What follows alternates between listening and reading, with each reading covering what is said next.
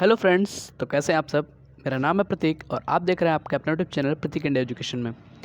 तो आज हम डिस्कस करने वाले हैं आईसीएसई क्लास 10th की हिंदी साहित्य सागर, जो कि हम लोग की बुक है। उसमें हम लोग का 2 पार्ट है, प्रोज और पोइट्री। तो जैसा कि आप लोग को मालूम होगा, कल हम लोग का सेमेस्टर 2 एग्ज़ाम है, तो उसके लिए हमको प्रोज में 4 चैप्टर और पोइट्री में भी 4 चैप्टर आने वाले हैं।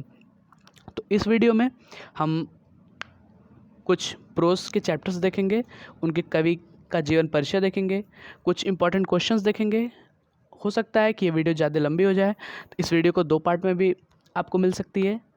तो उम्मीद करता हूँ आप हमारे चैनल को सब्सक्राइब कर चुके होंगे, क्योंकि अभी तक नहीं किए हैं तो आगे ऐसे ही नोटिफिकेशन पाने के लिए हमारे चैनल को सब्सक्राइब करें, और अगर ये वीडियो पसंद आए तो इसे लाइक ज़रूर करें। इस वीडियो को शुरू करने से पहले बता दें कि आपको इससे अच्छा एक्सप्लेनेशन और कहीं नहीं मिलेगा। तो बहुत ही मेहनत से ये वीडियो बनाई जा रही है, तो इसे ज़रूर देखें आप, ये रिक्वेस्ट है। तो चलिए शुरू करते हैं बिना किसी देरी के।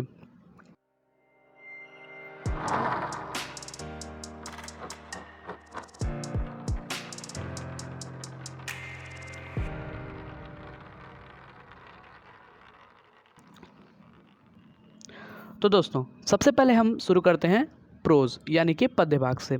पद्य भाग में हमारा पहला जो चैप्टर है वो है सूर के पद, जिसके लेखक हैं श्री सूरदास जी। सूरदास एक हिंदी साहित्य के महाकवि हैं। इनके जन्म को लेकर कई विद्वानों में मतभेद भी है, लेकिन अधिकतर विद्वानों का मानना है कि इनका जन्म सन 1478 में मथुरा के निकट रुनकता या रेणुका नामक गांव में हुआ था। लेकिन कुछ विद्वानों का ये भी मानना है कि इनका जन्म दिल्ली के सीही नामक स्थान में हुआ था, और इनके गुरु का क्या नाम था? श्री वल्लभाचार्य। और इनके निधन का सन 1563 यानी कि 1563 में माना जाता है। कुछ लोग का विश्वास है कि सूरदास जन्म से ही अंधे थे, यानी कि जन्मांध थे, पर इनकी बाल लीलाओं संबंधी इनके पदों को देखकर ऐसा विश्वास करना उपयुक्त प्रतीत नहीं होता है। यानी कि इनकी जो रचनाएं हैं श्री कृष्ण के प्रति, इनका जो प्रेम है, उनके बिना देखे हुए, बिना उनके दर्शन किए उनके जो व्याख्या की गई है सूरदास के द्वारा, उससे ये नहीं मालूम चलता है कि ये जन्मांध थे। इनकी 3 रचनाएं प्रसिद्ध हैं। पहला सूर सागर, साहित्य लहरी और सूर सरावली। इनकी सबसे सुप्रसिद्ध रचना कौन सी है? सूर सागर। ये क्वेश्चन भी पूछ सकता है। और सूर सागर का आधार क्या है? श्रीमद् भागवत। श्रीमद् भागवत से ही हमारा जो सूर सागर है, इनकी रचना है सूरदास जी की, वो ली गई है, उसका आधार वहीं से है।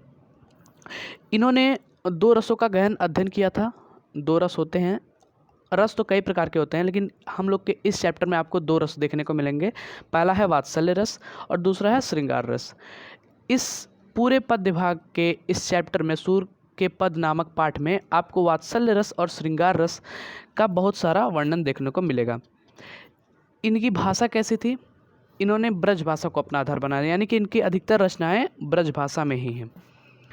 तो मेरे हिसाब से सूरदास जी के बारे में इतना बहुत है। अगर इनका जीवन परिचय आता है तो आप लोग लिख लेंगे, आप लोग को कोई दिक्कत नहीं होनी चाहिए। अब हम शुरू करते हैं व्याख्या इनके पदों की, जो इस चैप्टर में बताया गया है। एक एक करके हम लोग एक एक पद की व्याख्या देखेंगे। तो चलिए शुरू करते हैं एक एक पद की व्याख्या से। इसमें हम लोग का तो पहला पद से हम लोग स्टार्ट करते हैं। पहला पद है, जसोदा हरि पालना झुलावे, हलरावे दुलराई मल्हावे, जोई सोई कछु गावे। इसका अर्थ है कि यशोदा मैया यानी कि श्री कृष्ण जी की माता अपने लल्ला यानी श्री कृष्ण को पालने में झुला रही हैं, उन्हें सुलाने का प्रयत्न कर रही हैं, लेकिन श्री कृष्ण सो नहीं रहे हैं। यानी कि वो कभी कभी दुलार करते हैं, जैसे बच्चे नहीं दुलार करते हैं, वैसे कभी कभी दुलार करते हैं, और कभी कभी जमाई लेते हैं। तो यानी कि ऐसे बहुत सारे यत्न यशोदा मैया कर रही हैं, लेकिन श्री कृष्ण जी को नींद नहीं आ रही है। यशोदा मैया श्री कृष्ण को बहुत सारा दुलार करती हैं, उन्हें हिलाती हैं, पुचकारती हैं, उनके लिए गाना भी गाती हैं, मधुर स्वर में लोरी सुनाती हैं। और यशोदा मैया कहती हैं कि हे निद्रा की देवी, यानी कि हे निद्रा, तुझे श्री कृष्ण बुला रहे हैं, यानी कि तुझे मेरा बेटा बुला रहा है, यानी कि अब तू मेरे बेटे के पास आकर उसे सुला दे। यानी कहती हैं कि तू जल्दी से मेरे बेटे यानी कि कृष्ण के पास आकर उसे सुला दे। पालने में झूलते हुए श्री कृष्ण कभी अपने पलके बंद कर लेते हैं, और ऐसे बहुत सारे, यानी कि कभी जमाई लेते हैं, कभी पलकें बंद करने लगते हैं, कभी एक आँख खोलते हैं फिर एक आँख बंद करते हैं। तो यशोदा मैया कितने भी प्रयत्न कर लें लेकिन वो सो नहीं रहे, यानी कि उन्हें निद्रा नहीं आ रही है। और कभी कभी तो श्री कृष्ण अपनी दोनों आंखें बंद कर लेते हैं। तो यशोदा मैया को प्रतीत होता है कि श्री कृष्ण सो गए हैं। तो अब जब श्री कृष्ण सो गए हैं तो अपनी लोरी गाना बंद कर लेती हैं, यानी कि वो चुप हो जाती हैं। जो लोरी उन्हें सुलाने के लिए वो गा रही थी वो बंद कर लेती हैं, चुप हो जाती हैं। और आसपास से जो गुजरता है उसे भी चुप कराती हैं कि कहीं श्री कृष्ण जग ना जाएं। और जैसे ही यशोदा मैया गाना बंद कर देती हैं वैसे ही श्री कृष्ण फिर से अकुलाने लगते हैं, यानी कि फिर से वो दुलार करने लगते हैं, यानी कि हाथ हिलाने लगते हैं, ओठ फड़काने लगते हैं। और फिर यशोदा मैया पुनः गाना गाने लगती हैं, यानी कि लोरी गाना प्रारंभ कर देती हैं। इसी प्रसंग को देखते हुए सूरदास जी कहते हैं कि जो सुख देवताओं और मुनियों के लिए भी दुर्लभ है वह नंद की स्त्री यानी कि नंद रानी यशोदा को प्राप्त है। यानी कि इसका अर्थ यह है कि श्री कृष्ण को पालने में सुलाने का प्रयत्न करना तथा उनकी चेष्टाओं का अवलोकन करना, यानी कि श्री कृष्ण को पालने में सुलाकर ये आनंद प्राप्त करना जो कि देवताओं के लिए भी दुर्लभ है, अनेक ऋषि मुनि जो कि कई हजार सालों तक तपस्या करते हैं उनके लिए भी दुर्लभ है, वह केवल यशोदा के ही भाग्य में, यानी कि श्री नंद रानी यशोदा के ही भाग्य में है कि वो श्री कृष्ण को पालने में सुला सकती हैं, उन्हें दुलरा सकती। और अब हमारा पहला पद समाप्त हो गया, तो बढ़ते हैं अपने नेक्स्ट पद पे, यानी कि दूसरे पद पे। दूसरा पद कुछ इस प्रकार है कि अरुण लोचन भौं टेढ़ी बार बार जमहात, कबहूँ रुंझुन चलत घुटुरन धूर धूसर गात, कबहूँ झुक के अलग खेजत नैन जर भर लात, कबहूँ तूतरे बोल बोलत कबहूँ बोलत तात। अर्थात इसका अर्थ है कि इस पद के माध्यम से महाकवि सूरदास जी ने श्री कृष्ण के माखन खाने के प्रसंग का वर्णन करते हुए कहा है कि श्री कृष्ण मचलते हुए यानी कि चिड़चिड़ाते हुए माखन खा रहे हैं, उन्हें नींद आ रही है लेकिन उनकी आंखें लाल और भौं टेढ़ी हो जा रही हैं, यानी कि वो श्री माता यशोदा को तंग कर रहे हैं, यानी कि उन्हें परेशान कर रहे हैं। वे बार बार जम्हाई लेते हैं और कभी तो वो पालने से उतरकर घुटने के बल चलने लगते हैं। और ऐसा करते समय जब उनके पैरों में जो पौजनियाँ पहले बंधी होती थी, जो छोटे बच्चे होते हैं उनके पैरों में पैजनियाँ बंधी हुई थी जिससे घुंघरू झनझन झनझन जो करता था, जिससे बहुत अच्छी आवाज़ निकलती थी।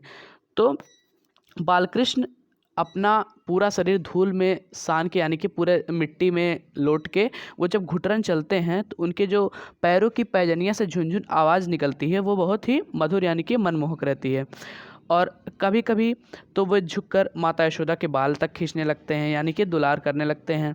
बालकृष्ण का पूरा शरीर धूल में सना हुआ था।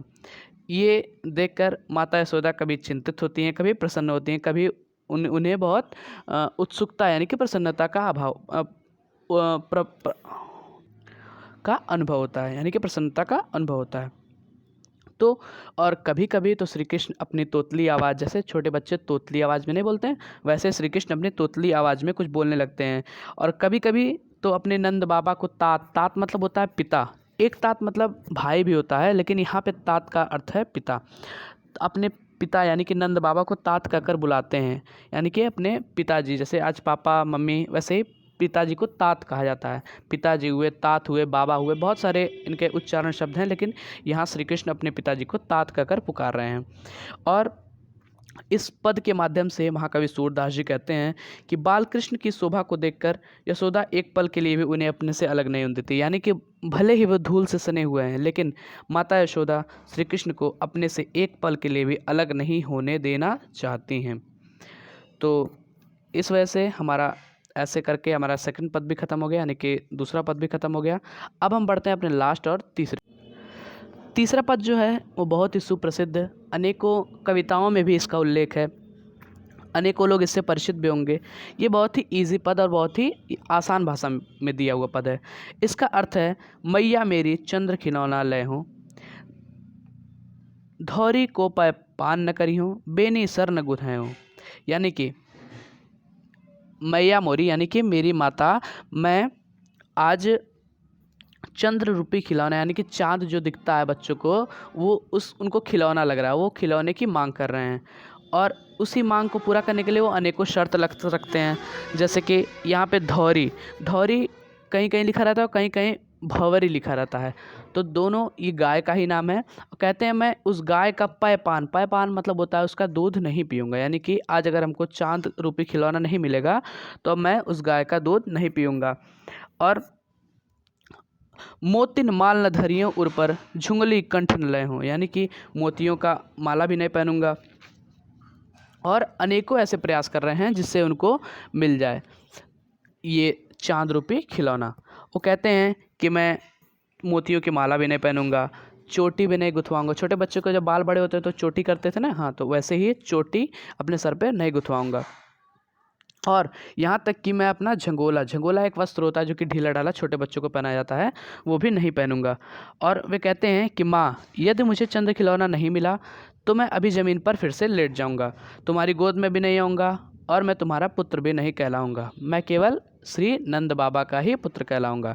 यानी कि देखिए वो अपनी बात मनवाने के लिए अनेकों शर्त रख रहे हैं कि जैसे मैं अभी ज़मीन पर लेट जाऊंगा, कपड़ा नहीं पहनूंगा यानी कि झंगोला नहीं पहनूंगा, चोटी नहीं गुथवाऊंगा, दूध नहीं पीऊँगा, और लास्ट में तो यहाँ तक कहते हैं कि मैं सिर्फ नंद बाबा का ही पुत्र कहलाऊंगा, तुम्हारा पुत्र नहीं कहलाऊंगा।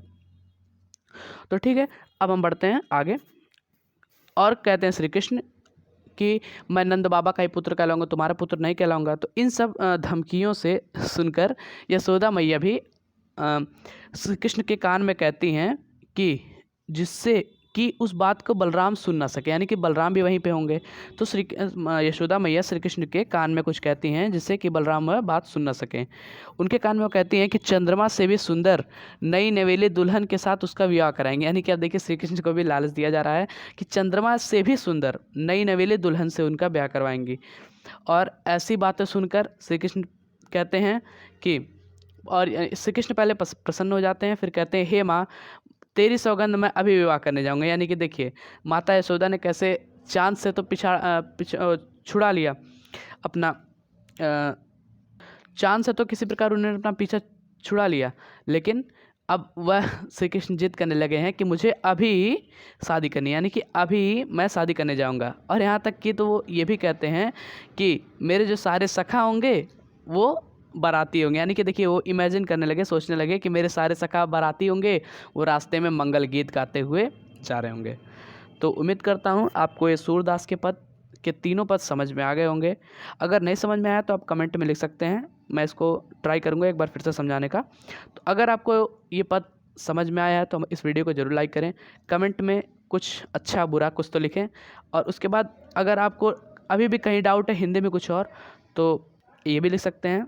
नेक्स्ट वीडियो आपके अलग चैप्टर यानी कि विनय के पद पर रहेगी, वो भी आपको इस वीडियो के जस्ट बाद ही मिल जाएगी। तो ये वीडियो ज़्यादा लंबी हो जाएगी, इस वजह से मैं इस वीडियो को यहीं पे रोक रहा हूँ। तो नेक्स्ट वीडियो आपको मिलेगी विनय के पद पर। विनय के पद भिक्षुक तो आपके सिलेबस से रिड्यूस हो गया। विनय के पद देन चलना हमारा काम, कुछ चैप्टर्स ऐसे हैं जो कि हम लोग अभी डिस्कस करेंगे। तो अगर आपको ये पसंद आया हो तो इस वीडियो को ज़रूर लाइक करें। आपको नेक्स्ट वीडियो अगर चाहिए तो हमारे चैनल को पहले सब्सक्राइब कर लें, उससे आपको नोटिफिकेशन मिल जाएगी और नोटिफिकेशन मिलने से आप तुरंत उस वीडियो को देख सकते हैं, यानी कि विनय के पद भी देख सकते हैं। और हम लोग इसके बाद अब हम लोग का नेक्स्ट पेपर फिज़िक्स है। फिज़िक्स के ऑल फार्मूलेस पे भी एक वीडियो मैं हिंदी के पेपर के जस्ट बाद ही लेते आऊँगा, उससे भी आपको बहुत हेल्प होगी। तो चलिए दोस्तों, इस वीडियो को यहीं ख़त्म करते हैं। स्टे ट्यून्ड, यानी कि नेक्स्ट वीडियो के लिए तैयार रहिए, वो भी आपको जस्ट इसी वीडियो के बाद मिल जाएगी। तो धन्यवाद।